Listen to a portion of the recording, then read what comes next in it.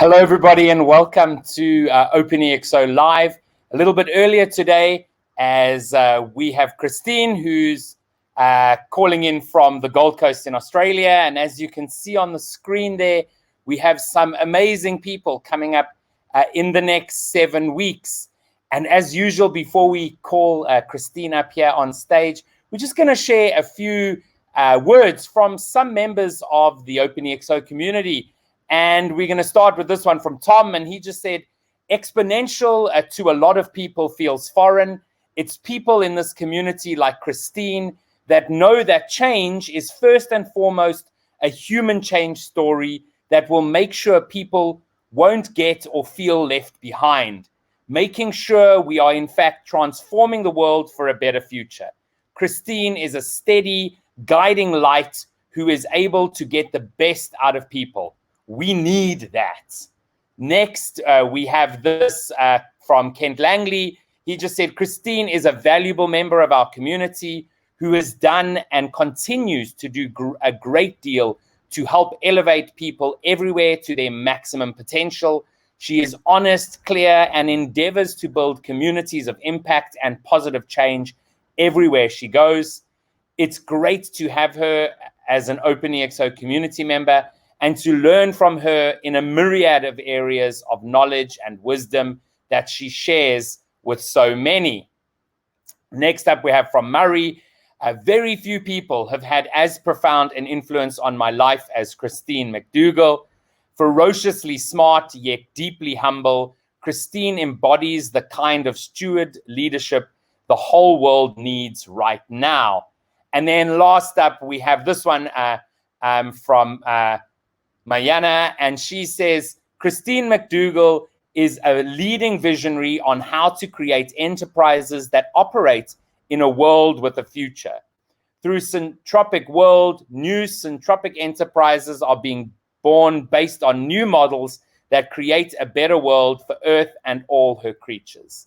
Christine is leading where no one else is operating yet. Christine has dedicated her life to working with the Syntropic community to develop these models. These models are based on laws inherent in nature, as the intelligence embedded in nature far transcends human intelligence. Meeting Christine and taking her masterclass have truly changed my life trajectory, and for that I am truly and forever grateful. So those are just some of the words that people have shared about Christine. So we'll bring Christine up on stage. Christine, hello. How are you doing today? Well, you didn't tell me that you were going to do that. You caught me by surprise. And today is not my best day. So I had a little tackle with a surfboard fin this morning and decided to take a hole out of my leg. I'm a la natural. I'm still wearing a bikini from this morning. and so you get the real me, no edit here, no holes barred. No, absolutely. And as I said before we came live, Christine, you're such a champion for still doing this. And so, I mean, a massive thank you for you to do that. So we always like to get a background of the person that we're talking to, right? So can you just let us know, like, what is Christine's background, up until also sort of joining the OpenExO community and what you're doing now with Syntropic? Yeah. So to be brief, I was in my 20s. I went to, the raging entrepreneur, went to a course to learn about how to make money and, all of that sort of stuff as you do when you're bright-eyed and bushy-tailed as a 20-year-old. And I was introduced to the work of Buckminster Fuller. Bucky has been my mentor for over 30 years now. And I mean that seriously. Like I've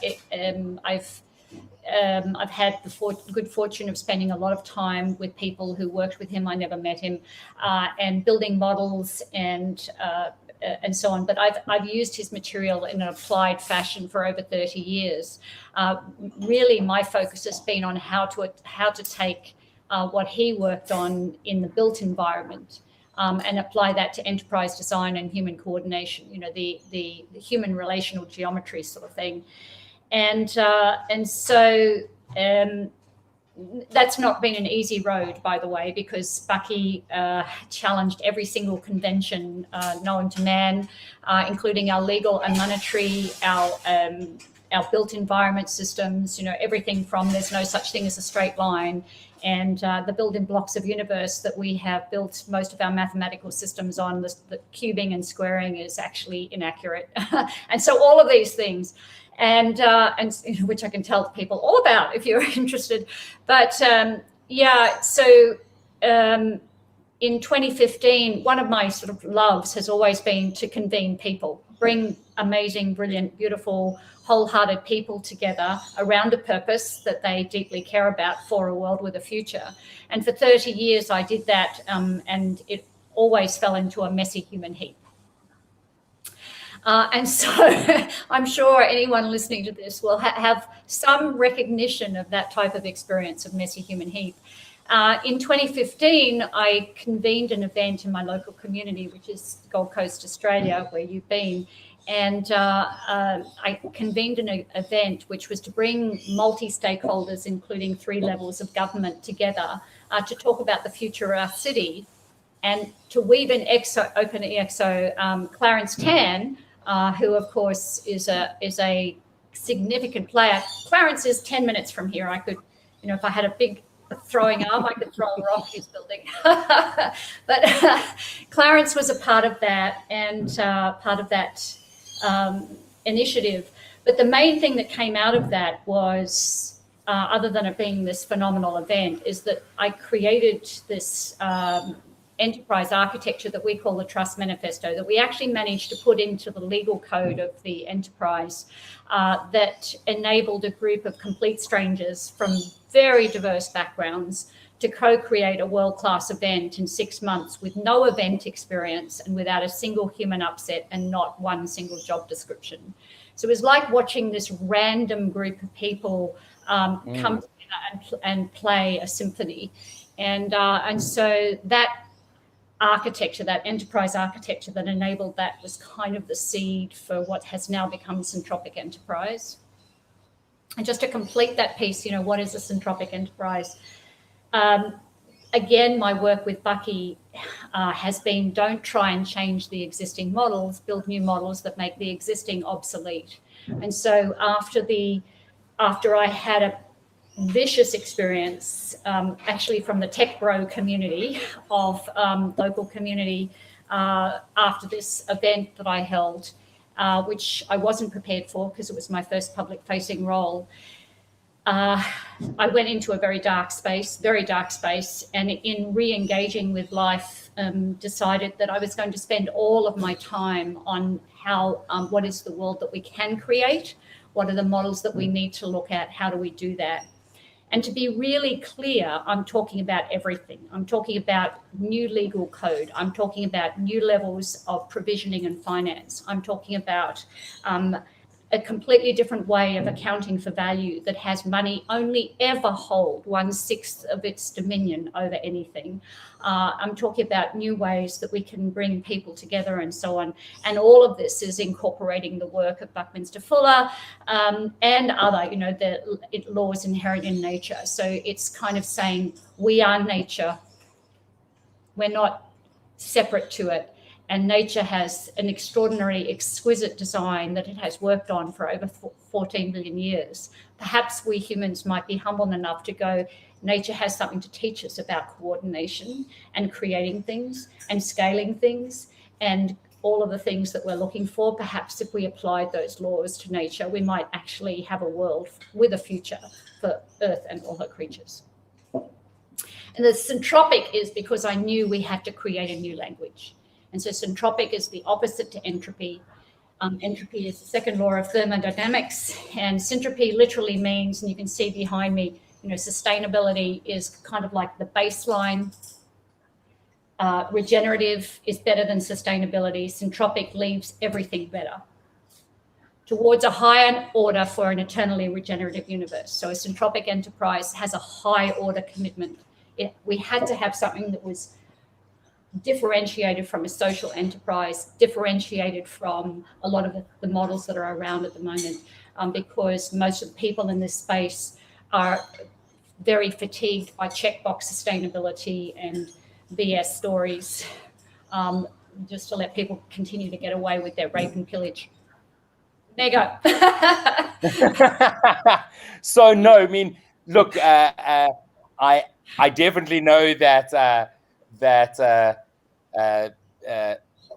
Salim is also someone who is not too sure on the second law of thermodynamics, and the whole idea of entropy. Actually, I was watching a video just yesterday from the YouTube channel Veritasium, where they talk about a little bit. It's pretty much how things go towards synchronicity within the world, and how there's some people trying to find out the mathematics behind that, which is very different to the sort of conventional thinking, which is really interesting, right? Because if everything does go towards destruction, in 14 million years, the world probably would have not existed anymore. So anyway, but I think that conversation could take many hours and go down a rabbit hole, and we don't have many hours. So the one thing I did want to just ask, in relation to the OpenExO community is, of course, what is your MTP and the MTP, I guess, of Syntropic? Yeah, very simply, that's Syntropic Enterprise. And just so that you know, we put the term Syntropic Enterprise in the Creative Commons. And so I don't own it, you can't own it, no one can own it. And so part of our MTP is Syntropic Enterprises are ubiquitous, essentially. But at the moment, and people are going to not like me for saying this, but there aren't many Syntropic Enterprises in the world. And our focus isn't on making other enterprises wrong or any of that sort of stuff. It is actually really focused on what we can do. If we had a clean sheet of paper and we really looked at, and this is a long game. This is not something that's going to happen next week. We're talking about changing legal codes, changing accounting, changing finance, monetary systems, changing the way that we coordinate humans, changing what it means to work, changing what it means, what is a job? Why do humans have to have jobs? That type of thing. So really unpacking some of the fundamental assumptions that we've held for so long. And so this is a long game. And the MTP is Syntropic Enterprises is business as usual. So we're setting up the entire Syntropic world, which is sort of we're setting that up to be lasting well past my use-by date, because this is something that's going to take some time. Absolutely. Now, Christine, having joined the OpenExO community, I don't know, 2 and a bit years, 3 years ago or so now, and obviously after meeting Clarence, so many people in Australia, it's like, oh, I joined this because of Clarence. So big shout out to Clarence. How would you say the EXO model fits within a Syntropic enterprise then? Like, where's the sort of points of connection there? Well, so one of the founding principle of principles is the principle of synergy, which most people have asked backwards. And so the true principle of synergy is the behavior of the whole cannot be determined by examining the parts separately. So no amount of examining sodium or no amount of examining chloride will determine that if you put the two of them together, you get a white powder that you sprinkle on food. Sodium is I get it wrong, a poisonous gas and an explosive metal. It doesn't matter who you are, no amount of brilliance to do that. And so the sort of like the founding impulse of Syntropic is start with the universe first. We have to go to the very biggest picture possible. And so if we're going to be solving problems, which a lot of people are very invested in. We have to go to the very biggest picture possible, because running around and solving a problem is a knee-jerk reaction that doesn't have the capacity for deep reflection of what is required. And synergy in human point of view, and most of us have had this experience. Synergy from a 1+1. So Kevin, if you and I were working on a program together, and we had the right environment, and this is really critical, you have to create the right environment, the right context, the right environment, all of the pieces, that if the outcome of us working together wasn't synergistic, and in other words, far greater than 1+1 = 2, exponentially greater than either of us could do on our own, then we haven't created the right environment, we haven't created the right conditions. And so how do we do that, though? How do we create an environment and an ecology where humans of all walks of life and all levels of development and all different worldviews can be brought together and have synergy be present? And synergy, which is the human mind working together synergistically, is the greatest exponential technology available. No hands barred, nothing. And so, but how do we do that? How do we create that ecology? And then, I think there is an inherent responsibility that comes with our privilege and our ability to be in these conversations. And so, I think with OpenExO, the models and so on are very useful, but they're useful in context. We all know that endless growth on a finite planet, you don't have to be a kindergarten student to figure that doesn't work. And so what is the impulse that drives, and this sort of goes back to the MTP, what is the impulse that drives us to do these things? And what does the world look like when we achieve that? And are we thinking comprehensively about what we're creating? And then how do we unlock that synergistic potential from the brilliant minds of people who actually really care and want to do something? And so you can, there's parts of this that weave together, and nothing, there is no one size fits all solution, or this is perfect. There is solutions in context, and there is approaches in context. And so, the OpenExO has an approach in context that is mind expansive, progressive, forward thinking, all of those, the attributes that we know are embedded in that.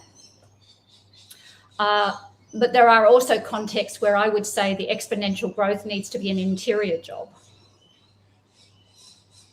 So Christine, as you know, we currently actually creating version 2 of exponential organizations based on the 6 and a bit years since its creation. Looking at how it's how organizations are thinking.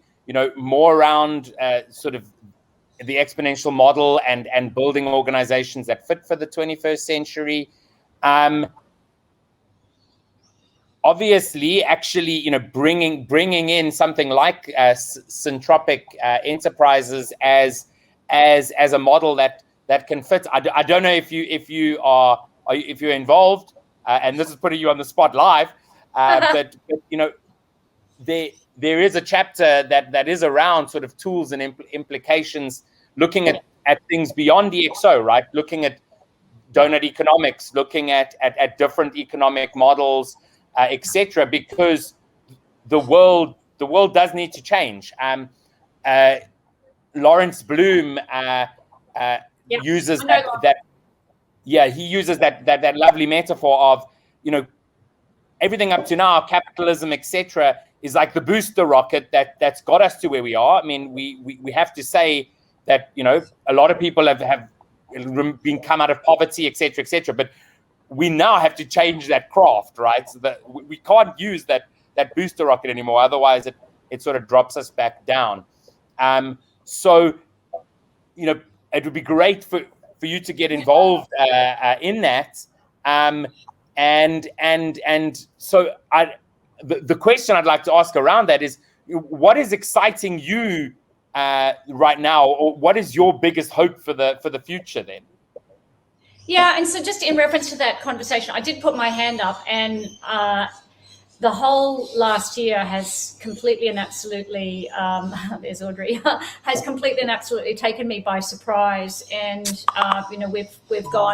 we went obviously online fairly quickly and have masterclass graduates now in 20 countries, including some people, like Kent and so on, and from the community. And so I put my hand up for the version 2, and I just haven't had the bandwidth.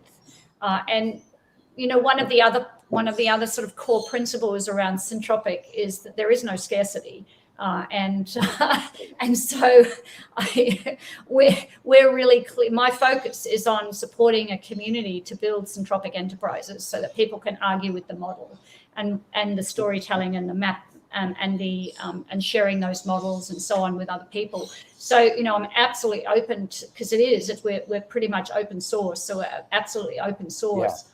I just haven't had the bandwidth to, it's just like I have to focus on this, which is a delightful and to be in. So, and we need to do this. One of the big pieces that we have in Syntropic is a model called synergistic accounting, which I kind of mentioned, new ways of accounting for value. And this is where we're looking at value in a minimum of 6 domains of input and 6 domains of output. And Kent and I have had very robust conversations about currency, because one of my loves is a complementary currency. I was trained by Bernard Liotard, who I believe Lawrence Bloom was also trained by. I was trained by Bernard back in 2006. And, a true complementary currency, I just wrote about this last week, a true complementary currency to a sovereign currency, most people forget, but Bernard was very insistent on teaching that it is a yin-based currency. So it has feminine attributes. And I look at, and I'm pretty blunt, but I look at most of the complementary currencies being created around the world, and I just see a lot of the same designers that created the original currencies that were the sovereign currencies. I see a lot of designers at the same table, and we need to have different level of thinking. We need to have the empathy and the care and the compassion and the feminine attributes in a complementary currency design. We need to account for in our if we're going to be doing a financial report, the equivalent of financial report. Let's change that language. If we're going to be doing the equivalent of a balance sheet currently, we need to have the opportunity to account for things like love, care, beauty, connection, human relationship, engagement, all of the weightless, immeasurable attributes that when we're on deathbed, how much money in the bank ain't going to matter to you, Jack. It's who's around you and holding your hand and loving you.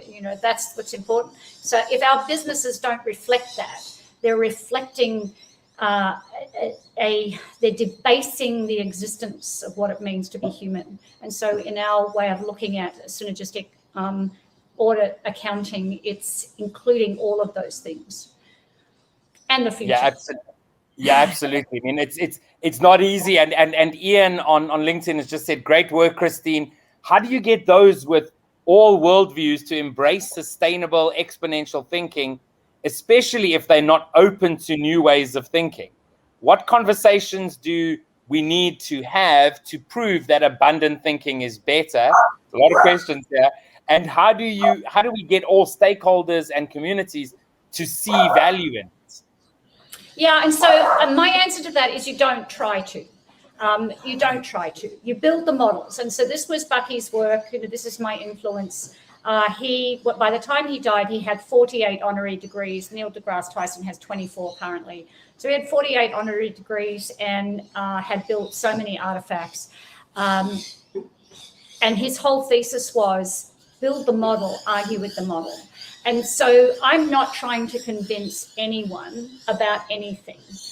There is a community of people out there who have been looking for this type of thinking and this type of commitment. This is a major commitment. This isn't a simple rearranging deck chairs on the Titanic. This is a major commitment. It's fun, it's vital. We don't have all the answers. We're co-creating it.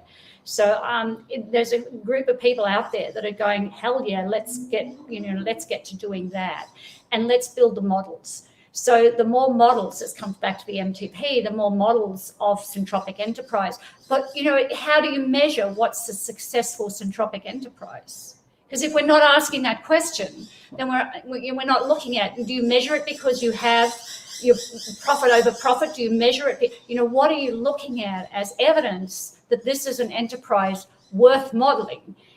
Is the community richer for it? Is the future richer for it? Is our long-term effects going to add more to the world than take from it? More to everyone who participates than take from it, those type of things. And so, I'm not trying to convince anyone. We're just hard at building models. So quickly, tell us about the Syntropic Masterclass. Yeah. So we have it's an 8-week, it's the foundations program essentially, because part of what we're doing, we realize that a new world needs a new language. And so just as OpenExO has a sort of language set, an MTP, those common language things, we have a language, we have models and so on that we share and teach. So the masterclass is the foundation program, and anyone who wants to become an active part of the community of practice and so on, that's the baseline.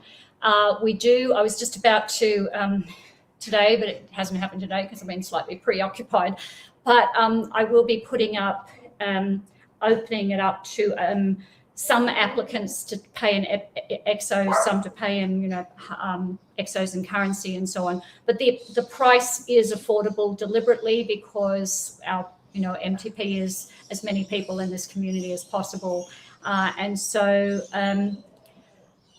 as I said, we've got graduates now in 20 countries and very active communities of practice around the world who meet regularly. The connections are amazing. A lot of the people that left those comments, well, they're all graduates actually.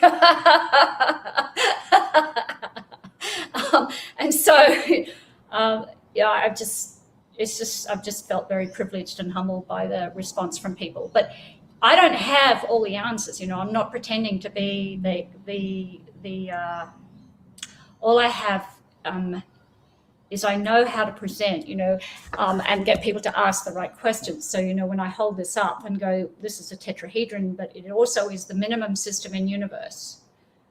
Minimum system in universe, you might go, how does that happen? Well, that's part of what we learn. And what does that mean for you? And how do we use the minimum system in universe? Because this is also integrity. And what does that mean in our design? So a lot of those, it sounds very metaphysical or whatever, but it's actually incredibly practical.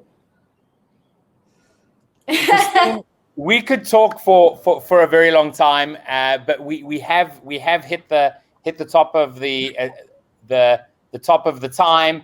I want to say a massive thank you, especially for joining us after your surfing incident this morning. Really a great privilege, and to all those in the OpenExO community. As Christina said, you can join the Syntropic Masterclass even with exos. So it's really a great opportunity. Thank you so much for joining us today, and please rest up. Have a good evening that side.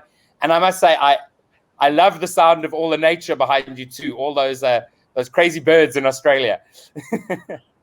It's dusk, so we've got the birds, and the dog is chasing the birds. Absolutely. Thank you so much for joining us. It's a pleasure. Thank you. Thank you so much for inviting me. Thank you. It's a pleasure. Bye-bye. So great speaking to Christine. She's an amazing community member. As I said there, you can join her Syntropic Masterclass. If you're watching this and you're new to EXO, I also highly recommend that you check out our Foundations program. You can watch all the videos for free. And I'm going to end today's show just sharing a little bit more about that. Thank you so much. Please do join us next week.